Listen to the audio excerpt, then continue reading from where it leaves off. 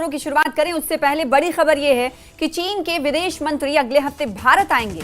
PM के चीन दौरे से पहले वांग यी भारत आएंगे। एनएसए अजीत डोभाल से मुलाकात होगी। वांग यी एससीओ बैठक में शामिल होने चीन जा सकते हैं प्रधानमंत्री नरेंद्र मोदी, जैसा कि आपको मालूम है।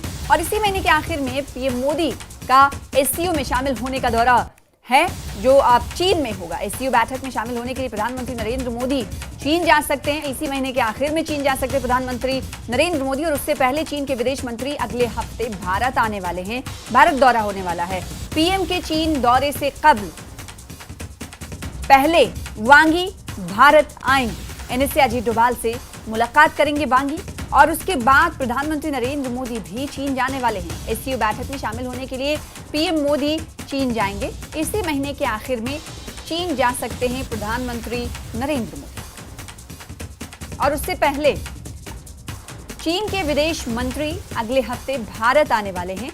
भारत दौरे के दौरान वांग यी यानी चीन के विदेश मंत्री एनएसए अजीत डोभाल से मुलाकात करेंगे, बातचीत करेंगे।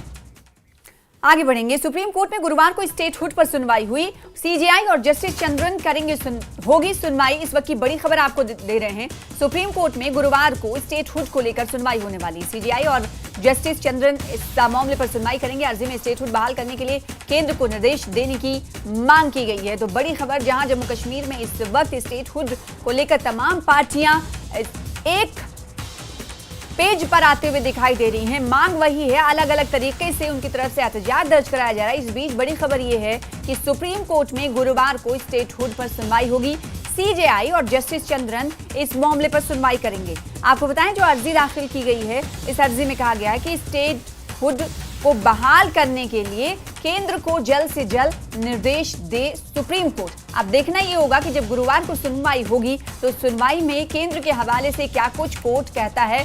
मुल्क की सबसे बड़ी अदालत, देश की सबसे बड़ी अदालत क्या कुछ कहते हुए नजर आ रही है। दूसरी तरफ जम्मू कश्मीर नजर आएगी। दूसरी तरफ जम्मू कश्मीर में हम ये देख रहे हैं कि मौजूदा वक्त में कांग्रेस लगातार प्रदर्शन कर रही है और स्टेट बहाली की मांग करते हुए हमारी रियासत हमारा हक के तहत मुहिम चलाए हुए। तो दूसरी तरफ बड़ी खबर यह है कि सुप्रीम कोर्ट में गुरुवार को स्टेटहुड पर सुनवाई होने वाली है, और यह सुनवाई सीजेआई और जस्टिस चंद्रन करेंगे। अर्जी में जो अर्जी दाखिल की गई है, उस अर्जी में कहा गया है कि स्टेटहुड बहाल करने के लिए केंद्र को निर्देश दिया जाए, जल्द से जल्द स्टेटहुड बहाल किया जाए। इसको लेकर मुल्क की सबसे बड़ी अदालत केंद्र सरकार को, मरकजी हुकूमत को यह निर्देश दे, यह अहकाम दे कि जल्द से जल्द जम्मू कश्मीर की उसकी पहचान जो पुरानी थी उसे वापस किया जाए। और स्टेटहुड के लिए कांग्रेस विधायक इरफान हफीज लोन ने भी याचिका दाखिल की है। इरफान हफीज लोन ने न्यूज 18 से खास बातचीत करते हुए कहा कि उन्हें उम्मीद है कि जम्मू कश्मीर के लोगों की जायज मांग पूरी होगी। सुनिए।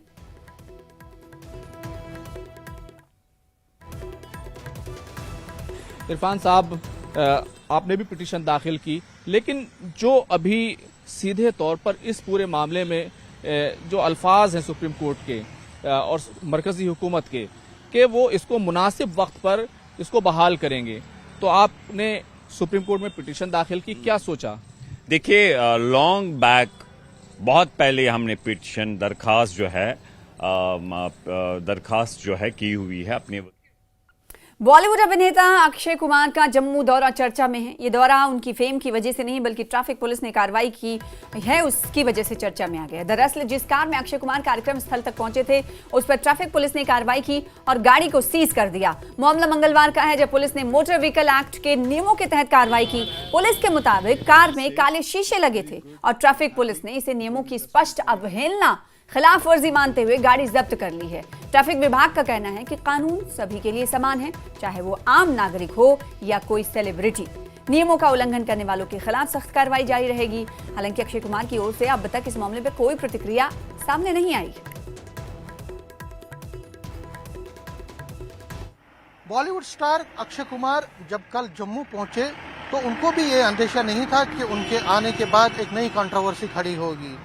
कंट्रोवर्सी यूं हुई कि अक्षय कुमार यहाँ पे बराबर 5 बजे पहुंचे। एक प्राइवेट फंक्शन में उनको अटेंड करना था यहाँ पे जीवल चौक एरिया जो जम्मू में है, वहाँ पे वो बराबर 5 बजे पहुंचे। एक प्राइवेट होटल में आए, वो वहाँ फंक्शन को अटेंड किया। लेकिन उसके बाद एक नई कंट्रोवर्सी खड़ी हुई जब रेंज रोवर, जिसमें उन्होंने सफ़र किया था, एयरपोर्ट से इस फंक्शन में आए थे और इस फंक्शन को अटेंड करने के बाद उसमें ही वापस एयरपोर्ट चले गए थे, उसी रेंज रोवर को ट्रैफिक पुलिस ने सीज किया। सीज क्यों किया? उनका ये कहना था कि इस रेंज रोवर में टिंटेड गिलासेस लगे हुए हैं जो कि कानूनन जुर्म है, और इसीलिए उन्होंने उस पर चालान लगाया। ट्रैफिक पुलिस का कहना था कि कोई भी हो, चाहे वो सुपरस्टार हो, कोई भी बॉलीवुड स्टार हो, कोई हीरो हो, कोई बड़ी पर्सनालिटी हो, लॉ हर एक के लिए सेम है, कानून के दायरे में हर एक को आना है। इसलिए अक्षय कुमार को भी, क्योंकि उन्होंने उसमें सफ़र किया था, तो उनकी इस व्हीकल को भी सीज किया गया, उस पर भी चालान लगाया गया। हालांकि वो अक्षय कुमार की अपनी गाड़ी नहीं थी, क्योंकि वो जम्मू में रहते नहीं है, वो हायर की गई थी। जो अक्षय कुमार को यहाँ लाए थे, उन्होंने उनको रेंज रोवर प्रोवाइड की थी और वो किराए पर आई थी। खैर, ये बात तो अपनी जगह है, लेकिन फिर सवाल ये उठने लगे कि अगर अक्षय कुमार को जब ट्रैफिक पुलिस, या जब उनका एस्कॉर्ट था, जब उनको ट्रैफिक जो एस्कॉर्ट है वो एयरपोर्ट से इस फंक्शन में लाने गया था, तो क्या रास्ते में उनको ये नहीं दिखा? ट्रैफिक के कर्मचारी भी इसमें होते हैं, उस एस्कॉर्ट का हिस्सा होते हैं, क्या उनको ये दिखा नहीं कि इसमें टिंटेड गिलासेस लगे हुए हैं? क्या उस टाइम उनको ये नहीं लगा कि ये कानून की खिलाफ वर्जी हो रही है? तो उस पर फिर सवालिया निशान लग रहे हैं, और ये कहा जा रहा है, और कहीं ना कहीं जो ट्रैफिक पुलिस है वो निशाने पे है, और कहीं ना कहीं उस पर ये कहा जा रहा है, उस पर उंगली उठाई जा रही कि क्या अगर कुछ टाइम के बाद जो उन्होंने एक्शन ली, क्या उस टाइम एक्शन नहीं ले सकते थे? जब वो एयरपोर्ट से वहाँ पे आए थे तो तुरंत एक्शन क्यों नहीं लिया गया? इतना डिले क्यों किया गया? और जब एस्कॉर्ट वहाँ से उनको ला रहा था तो उस टाइम इस गाड़ी को क्यों नहीं रोका गया और उस पर चालान क्यों नहीं लगाया? तो ये एक बड़ी जो इस टाइम चर्चाएं हो रही हैं, और हर तरफ से जो है ट्रैफिक पुलिस को टारगेट किया जा रहा है। हालांकि ट्रैफिक पुलिस के कर्मचारियों को भी ये अंदेशा नहीं होगा कि इस तरह से उनको फिर आलोचनाओं का जो है जवाब देना पड़ेगा, या आलोचनाएं बर्दाश्त करनी पड़ेंगी। उनको तो लग रहा था कि उन्होंने एक बड़े स्टार की इस गाड़ी को सीज किया है जिसमें उन्होंने सफ़र किया था, तो उनको बड़ी शाबाशी मिलेगी। हालांकि कुछ देर के लिए शाबाशी तो मिली, लेकिन उसके बाद माहौल ही बदल गया और लोग अब तरह तरह की ट्रैफिक पुलिस पे बातें करने लगे हैं। जम्मू में स्टेटहुड की मांग को लेकर कांग्रेस कार्यकर्ता का अनशन जारी है। कार्यकर्ताओं का अनशन जारी है और बुधवार को रियासी और रामबन जिले के कार्यकर्ता अनशन में शामिल हुए। जम्मू कश्मीर कांग्रेस के कार्यकारी अध्यक्ष रमन भल्ला समेत कई बड़े नेताओं ने मांग की है कि सरकार बिना देरी राज्य का दर्जा बहाल करे। 21 अगस्त के बाद स्टेटहुड की मांग को लेकर वो आंदोलन और तेज करेंगे। जम्मू कश्मीर को रियासत का दर्जा बहाल कराने के लिए जो कांग्रेस ने हंगर स्ट्राइक 9 तारीख से शुरू की है, इसमें खासकर महिलाएं भी बहुत अच्छी तरह से शामिल हो रही हैं। और ये जो हंगर स्ट्राइक है जम्मू के साथ साथ कश्मीर वैली में भी ये 9 तारीख से शुरू हुए और अभी भी ये चल रहे हैं। 21 तक इन लोगों को ये हंगर स्ट्राइक करनी है, भूख हड़ताल करनी है। कैसा रेस्पॉन्स इस हंगर स्ट्राइक का है, रमन भल्ला से पूछते हैं पहले इनका, और उसके बाद योगेश साहनी भी। रमन जी, ये जो हंगर स्ट्राइक चल रही है कैसा रेस्पॉन्स आ रहा है? बहुत अच्छा रेस्पॉन्स आ रहा है और पूरी रियासत के लोग इसमें इन्वॉल्व हो रहे हैं। आप देखो, जम्मू चलो, दिल्ली चलो और श्रीनगर चलो के बाद हर एक जिले से लोग पार्टिसिपेट करने के लिए आ रहे हैं। बड़ा हर्षोल्लास है। 5 अगस्त को हमने इसकी शुरुआत की थी और हंगर स्ट्राइक में आज रियासी जिला और रामबन जिले के हमारी एस्टेब्लिश्ड लीडरशिप आई है। उसमें ब्लॉक सदर हों, हमारे डीडीसी के मेंबर हों या सरपंच हो, उस टाइप के लोगों को शामिल किया ताकि ये कैंपेन हर एक गांव तक जहां पे पहुंचे कि हमें रियासत का दर्जा मिलना क्यों जरूरी है। क्योंकि हमारे रिसोर्सेज सारे हमारे आंखों के सामने वो छीनते चले जा रहे हैं और कहीं पे भी हमारे लोगों को कहीं राहत नहीं, चाहे वो बिजली की योजना हो, चाहे पानी के रिसोर्सेज हो, और यहाँ पे रेत हो, बजरी हो, मकान बनाना मुश्किल हो गया और माफिया यहाँ पे पनप रहा है। नशे के दूध में जम्मू कश्मीर लिप्त होता जा रहा है। सरकार इनकी है, एलजी के पास सारी सिक्योरिटी, पुलिस का बंदोबस्त उसके बाद है। लोगों में नाराजगी है, कांग्रेस आगे क्या करने जा रही है? इस नाराजगी को, जो स्टेटहुड की मूवमेंट है उसको इस तरह से, और आपको पहले बताइए रिस्पॉन्स कैसा? बहुत अच्छा रिस्पॉन्स मिल रहा है और आज मैं मुबारकबाद देना चाहता हूँ अपने डिस्ट्रिक्ट रामबन और रियासी के जो हमारे ब्लॉक पे जो सीनियर लीडरशिप जो आई, और आज इनके विचार सुन रहा था। वो कह रहे थे कि अब जो बातें हमने यहाँ लीडरशिप की सुनी यही बातें अब वहाँ जाकर हम लोग अपने इलाके में बताएंगे कि कैसे ये जो जम्मू के अंदर शहीदी चौक में हमारी जो डिमांड है कि स्टेट हुड हमें वापस मिलना चाहिए। बहुत बढ़िया रिस्पांस। और उसके बाद एक ये 20 तारीख तक ये चलेगी, आज 4 डे है, और 20 के बाद जो एक करा साहब ने नारा दिया हर घर दस्तक, तो जो एक मनसूबा लेके हम लोग चले हैं कि घर घर तक जाएंगे, कॉन्सेंसिटी वाइज हर जो लीडर हमारा जो इलेक्शन लड़ा है या ब्लॉक प्रेसिडेंट घर घर जाकर ये संदेश हो जाएगा कि हम क्यों लड़ाई लड़ रहे हैं अपना स्टेटहुड वापसी। दिल्ली में बीजेपी नेता गुलाम अली खटाना ने कांग्रेस की भूख हड़ताल को लेकर निशाना साधा। उन्होंने कहा कि कांग्रेस भूख हड़ताल कर रही है, अभी कांग्रेस को बीजेपी से बहुत कुछ सीखना वाकई है। मैंडेट भारत सरकार के पास है और पूर्ण राज्य का दर्जा भारत सरकार ही देगी। हर चीज का समय होता है, सही समय पर राज्य का दर्जा दिया जाएगा। के साथ ज़्यादा बातचीत के लिए हैं member of parliament Ghulam Ali Khatana साहब। कांग्रेस ने ऐलान किया था 9 से लेकर 21 तारीख तक वो एजिटेशन करेगी, भूख हड़ताल करेगी। अब वो लगातार भूख हड़ताल पर हैं और कह रहे हैं कि उनको जनता का रिस्पांस भी अच्छा मिल रहा है। कांग्रेस को भी भूख हड़ताल करना आती है, कभी अपोजिशन में रहे हो, अभी सीखेंगे। अपोजिशन करना के लिए भी सीखना पड़ता है। ये तो खबर में खबर है कि वो भी भूख हड़ताल पे बैठे, वो भी प्रोटेस्ट कर रहे हैं। जिस पार्टी ने 70 साल सत्ता में रही हो उसको ये मालूम ना हो कि अपोज कैसे करना है, क्रिएटिव कंस्ट्रक्टिव अपोजिशन कैसे करनी है। ठीक है, जाए लोगों में। क्या जो वो मुतालबा कर रहे हैं, जो वो मांग कर रहे हैं, क्या वो मांग जायज़ नहीं है? वो क्या मांग करेंगे?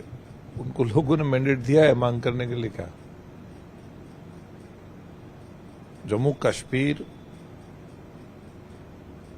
को वो एक टेररिज्म का गढ़ बनाना चाहते हैं और खून खराबा करना चाहती है कांग्रेस वहां? हर चीज का एक समय होता है और समय तय है। बेसिकली उनके जहनों में डाउट है। उन्होंने कश्मीर में जो कश्मीर के नौजवान के साथ खेला है, जो ब्लडशेड किया है, जो लोग कब्रिस्तानों के ढेर करे हैं, जो उनके टाइम में बेवा और यतीम बने, तो वो वही रास्ता चाहते हैं। लेकिन देश के वजीर आजम और जो वक्त की हुकूमत है, वजीर दाखिला है, वो चाहते हैं कि बच्चे स्कूल जाएं, किसान खेत पे जाए। स्टेबिलिटी डेवलपमेंट के लिए बहुत इंपॉर्टेंट है, रूल ऑफ लॉ, स्टेबिलिटी। लेकिन अभी हमने 2 चीजें अचीव करी। अब बहुत सारे हम पड़ाव से निकल के आ रहे हैं। इलेक्शन 3 टायर, पार्लियामेंट, असेंबली, आगे स्टेटहुड ही है आगे। ये कह रहे हैं कि वादा किया गया था कि पहले डिलिमिटेशन होगा, इलेक्शन होगा और उसके बाद स्टेटहुड आएगा। तो 2 मरहले पूरे हो चुके हैं, अब ये सही वक्त है? नहीं, हमने कब कहा नहीं है वक्त? हम देंगे, हमने ही देना है, हमें ही लोगों ने मैंडेट दिया है। कैमरामैन प्रहलाद के साथ खुर्रम शहजाद, न्यूज़ 18 दिल्ली।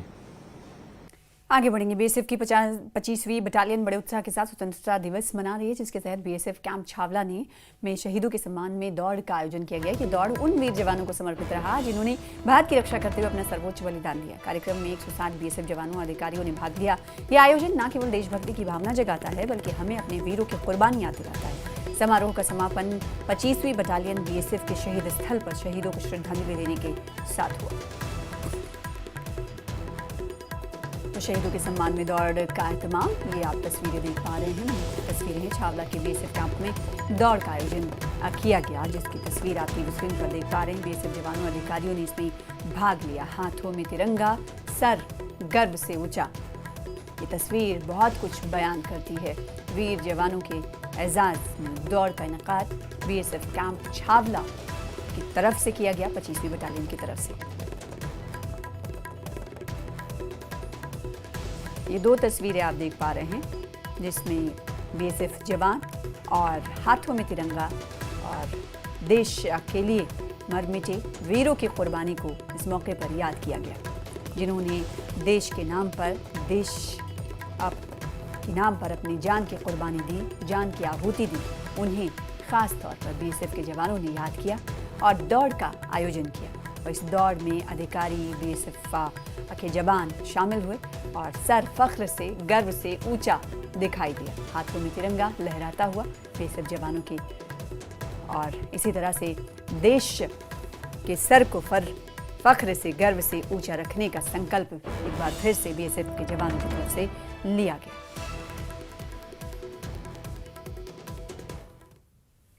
फिलहाल इसी के साथ रुकेंगे छोटे से ब्रेक के लिए, कुछ और खबरों के साथ चल लौटेंगे।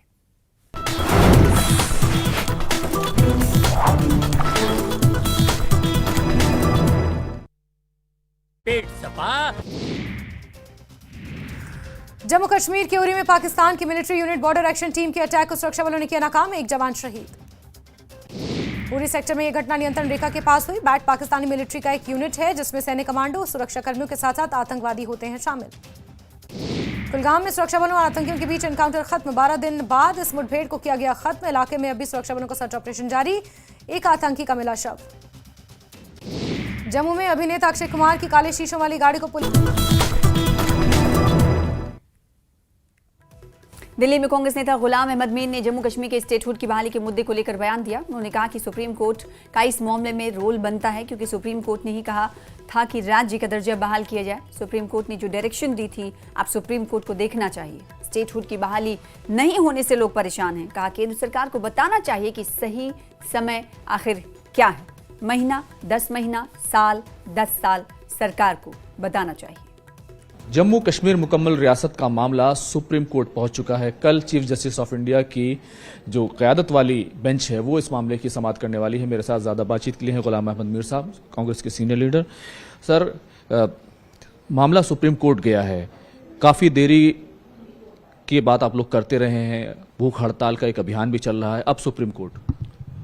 मेरे ख्याल से स्वाभाविक है सुप्रीम कोर्ट जाना, चूंकि जिस तरह से डाउनग्रेड किया गया, जिस तरह से बाइफरकेट जम्मू कश्मीर को किया गया, और वो गम गुस्सा तो जम्मू कश्मीर के लोगों में मेरे ख्याल से जब तक दुनिया रहेगा तब तक तो रहेगा ही। मगर फिलहाल तोड़ने के बाद एक कमिटमेंट भी थी कि हम स्टेट को जल्द रेस्टोर करेंगे, जम्मू कश्मीर के लोगों को अपने पावर्स वापस देंगे, और कमिटमेंट थी कि जैसे चुनाव होगा वैसे ही हम इलेक्टेड सरकार के साथ एंगेज करके उसको रेस्टोर करेंगे। 11 महीने हो गए, नहीं हुआ अभी तक। अब लोग सड़कों पर है, जिसमें प्रथम कांग्रेस पार्टी ने इनिशिएटिव लिया है और सेंट्रल गवर्नमेंट को याद दिलाने के लिए, उनको अपना वादा याद दिलाने के लिए, अपनी कमिटमेंट पूरी करने के लिए सड़कों पर है। श्रीनगर हो, जम्मू हो, दिल्ली हो, बैक होम हड़ताल चल रहे हैं, मतलब भूख हड़ताल चल रहे हैं, वो तो एक मिशन है ही। मगर ये भी एक सब लोगों के मन में था कि 1 साल पहले जिस तरह से सुप्रीम कोर्ट ने इलेक्शन कराने की डायरेक्शन दी थी, उसी टाइम सुप्रीम कोर्ट ने ये भी कहा था इलेक्शन कराओ और स्टेट को रेस्टोर करो। अगर गवर्नमेंट ऑफ इंडिया ने वहाँ एफिडेविट लिख के दिया था कि हम इलेक्शन भी कराएंगे और स्टेट को भी रेस्टोर करेंगे। अब एप्रोप्रिएट टाइम पर जब तक नहीं हुआ है, तो मुझे लगता है कि स्वाभाविक है लोगों ने रुख सुप्रीम कोर्ट की ओर किया। एक आशा, एक उम्मीद, एक भरोसा बचा हुआ है पूरे देश के लोगों को, खासकर जम्मू कश्मीर के लोगों को। मुझे लगता है कि अब मॉनसून सेशन भी जिस पर नजरें थी वो भी अब ऑलमोस्ट गुजर रहा है, नहीं आई कोई अमेंडमेंट उसमें अभी तक। तो देयरफॉर अब सारी उम्मीदें सुप्रीम कोर्ट पर है, जो उनकी अपनी डायरेक्शन है उसी को इम्प्लीमेंट कराएं। शायद हमारे लिए नहीं करें, मगर अपनी जो प्रीवियस डायरेक्शन है, उसके सामने जो गवर्नमेंट ऑफ इंडिया की कमिटमेंट है, उसको फुलफिल कराएं, शायद उससे कोई फायदा हो सकता है। कुपवाड़ा में बीजेपी ने तिरंगा रैली का आयोजन किया, जिसमें बीजेपी कार्यकर्ताओं ने बड़ी संख्या में भाग लिया। इस अवसर पर बीजेपी नेता मोहम्मद रफीक शाह ने कार्यकर्ताओं को उत्साह बढ़ाते हुए तकरीरें की।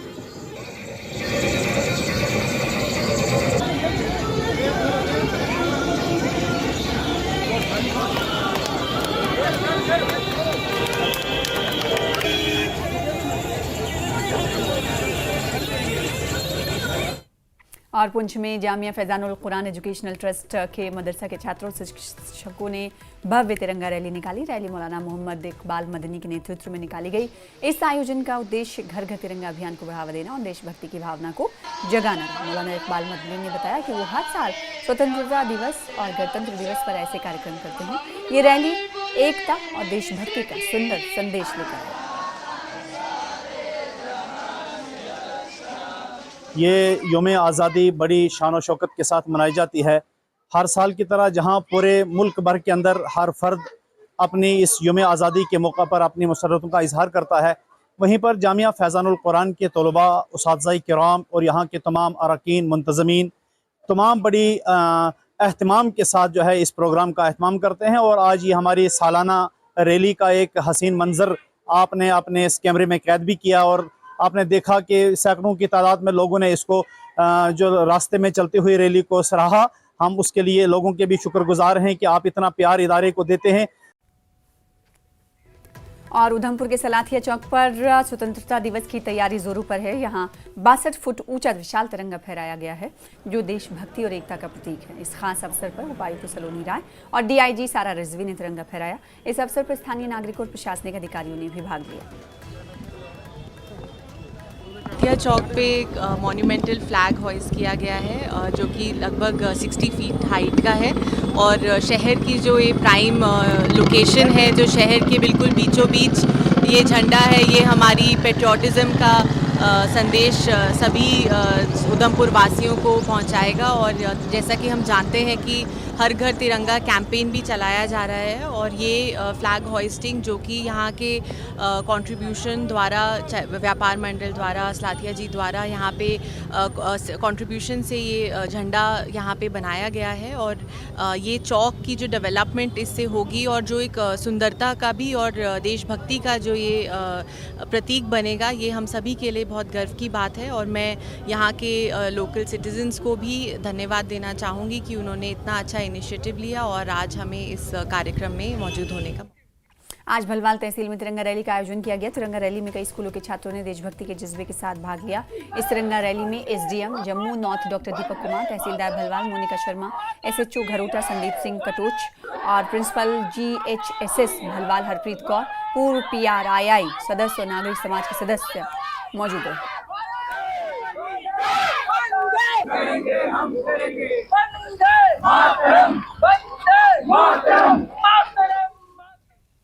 वहीं रियासी में स्वतंत्रता दिवस के अवसर पर देशभक्ति की जोरदार लहर देखने को मिली। जिला उपायुक्त निधि मलिक और एसएसपी परमवीर सिंह के नेतृत्व में एक बड़ी तिरंगा रैली आयोजित की गई।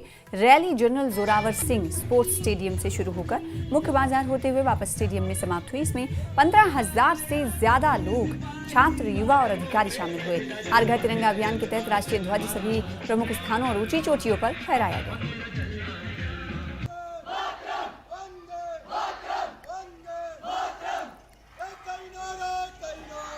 बहुत भीड़ थी और बहुत उमंग के साथ सब लोगों ने इस रैली में आज पार्टिसिपेट किया है। हम चाहते हैं 15 अगस्त के लिए भी हमें इसी तरह का जोश सब लोगों में दिखाई दे और मुझे पूरी उम्मीद है, क्योंकि हम लोगों ने जो प्रधानमंत्री जी का भी जो लक्ष्य है कि हर घर तिरंगा, तो हमने बिल्कुल उसी के हिसाब से सभी घरों में हमने झंडे भी डिस्ट्रीब्यूट करे हैं और सभी लोगों में हम देख पा रहे हैं कि एक अलग ही कुछ ना कुछ हर जगह सेलिब्रेशन हो रहा है। और आज ये एक कल्मिनेशन था उसी का, एक रैली थी जिसमें सभी लोगों ने मिलके एक साथ पार्टिसिपेट। हमारे नाकाज जो है उनको हमने स्ट्रेंथन किया हुआ है और हमारी सिक्योरिटीज़ 24/7 हमारे दोनों टाउन्स में, खासकर रियासी और कटरा में तैनात की गई हैं। और जितने भी हमारे डिस्ट्रिक्ट रियासी में अदर सिक्योरिटी फोर्सेस हैं, जैसे सीआरपीएफ है, आर्मी है, उनको भी सतर्क किया गया है और हर किस्म की हमने। और अखनूर में भी आज़ादी का अमृत महोत्सव और स्वतंत्रता दिवस के उपलक्ष्य में एक भव्य तिरंगा रैली का आयोजन किया गया। इस रैली में स्थानीय लोगों, स्कूली छात्रों और सामाजिक संगठनों और प्रशासनिक अधिकारियों ने उत्साहपूर्वक भाग लिया। रैली में अखनूर विधायक मोहन लाल विशेष रूप से उपस्थित रहे और उन्होंने लोगों को स्वतंत्रता सेनानियों के बलिदान को याद करते हुए राष्ट्रभक्ति का संदेश दिया।